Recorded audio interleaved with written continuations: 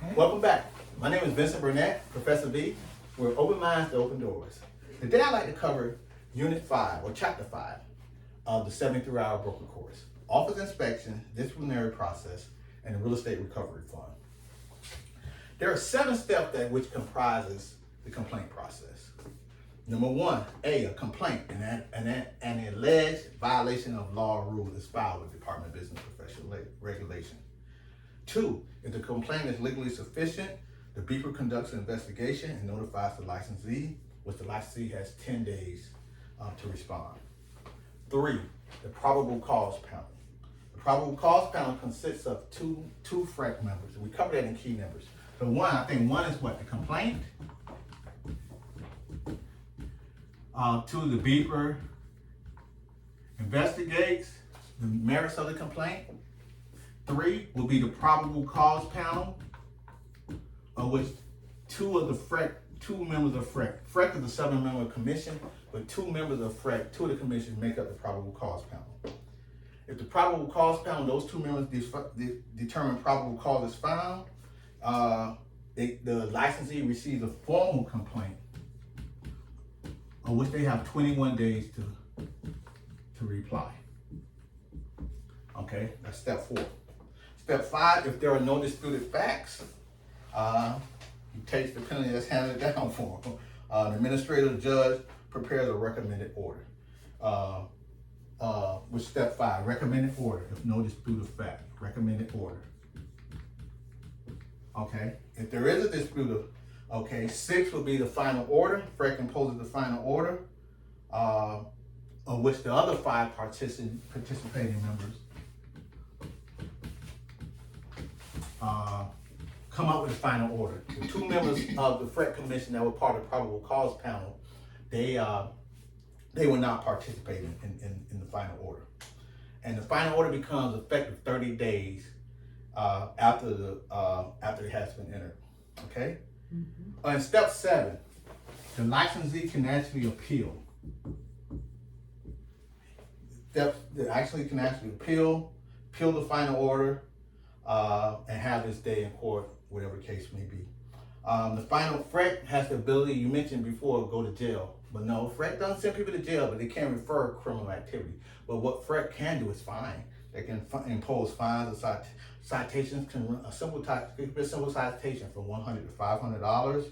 FREC may punish more serious offenses by issuing fines of up to $5,000 for each violation of Chapter 455 or 475, and/or a suspension of up to 10 years. In extreme cases, FREC may revoke a license. Take the license away altogether. Okay? Misdemeanors then we have misdemeanors. Failing to provide accurate wrong information, we covered that. There's a fine up to $1,000 or 1 year in jail.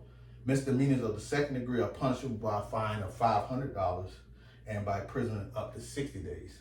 The key is the unlicensed practice. Could you read that?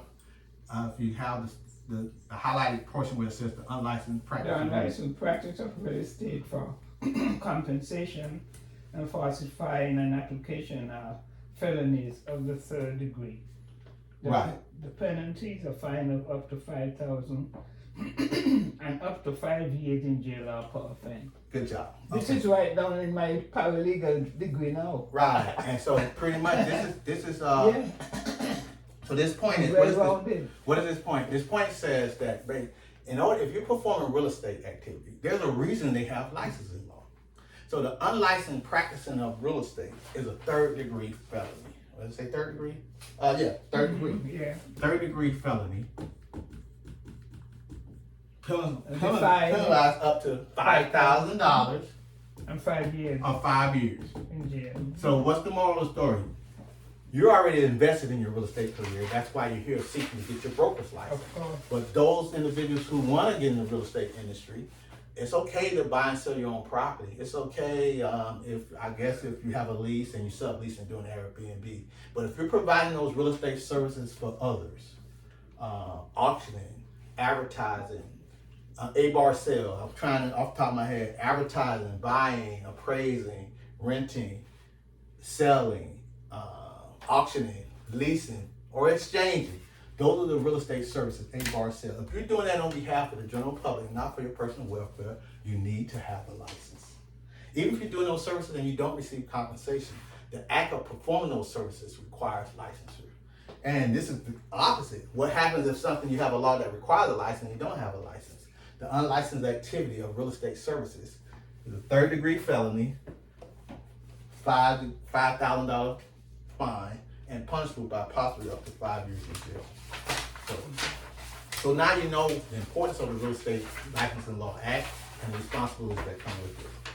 The second page, individuals can be reimbursed from the, okay, it says can be reimbursed, I said reverse, can be reimbursed from the Real Estate Recovery Fund for monetary damages as a result of license law violations by a licensee.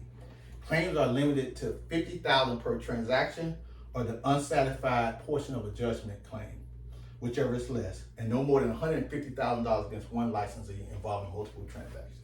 So basically, what is that saying? 50,000, 150,000.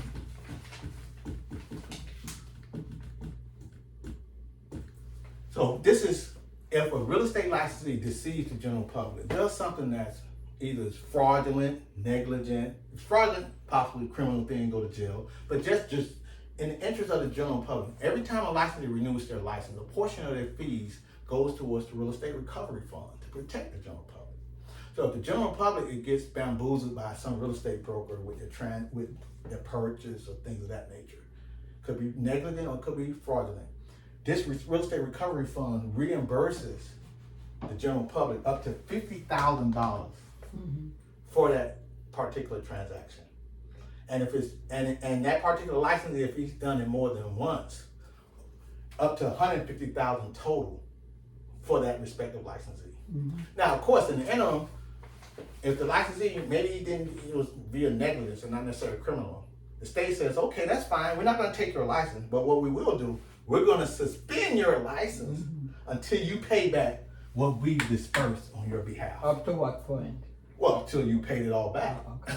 If they disperse $20,000 for a claim or $50,000 for a claim, your license is suspended until you reimburse the recovery fund. Okay. So they're not doing this for the licensee to get a free ride. It's for the purpose to protect the general public from deception or negligence by the licensee. And then here it is. Then the final self-reporting. This is the final act. Okay, this statement says the license is automatically suspended upon payment from the fund until the fund is reimbursed. Right. Yeah. Oh, and then there is an exception, the escrow disbursement, EDO exception, escrow disbursement order. Remember I believe the previous chapter, escrow management, we discussed where if you contact FREC and there's a claim against the escrow who gets the money, the buyer, the seller, if the Florida Real Estate Commission says pay this person, and then the seller sues, because he said, I want the money even though the Florida Real Estate Commission gave the deposit back to the buyer, then you're covered because the FREC gave you permission to disperse those funds. So then you would not have to reimburse the fund. But any other action that on behalf of the broker, where there's a claim against the recovery fund, that broker license is suspended until he repays the fund. Okay. So now the final thing, self-reporting. Usually they may have one question on self-reporting. So what page? it's the same, it's the final bullet point of the study guide. And basically I'll read it. If a person licensed by the Department of Business Professional Regulation is convicted or found guilty of a crime, or entered a plea of nolo contender, no contest, or a plea of guilty to the crime, even if court action adjudication was withheld, the licensee must report the criminal offense in writing within 30 days. So what's the key? Just remember 30. You have 30 days to self-report. If you're found convicted of a crime, even if adjudication withheld or you plead no contest, unless it's a known process or you're found innocent, obviously you're acquitted. And this is a crime, this is a process. It might not be criminal, but oftentimes, even if you have your license, you gotta let the state know. If you're applying for your initial licensure, you gotta let the state know and let the state review it. And you may, oftentimes not reporting could be more damaging than what actually the crime was. So my philosophy is, if you have any criminal activity, report it, explain the set of circumstances, or if you're a existing licensee, then certainly you have to self-report within that 30-day threshold. So again, we've covered office management, owning a management office. We've covered escrow management, and now these are just some tidbits that I think may be useful for the student as they prepare for the exam. As far as the office inspection, disciplinary process, and real estate recovery fund, and self-reporting. My name is Vincent Burnett, Victory Realty Finance Academy. I'm here to open doors. I'd like to thank you as you pursue your Florida real estate license.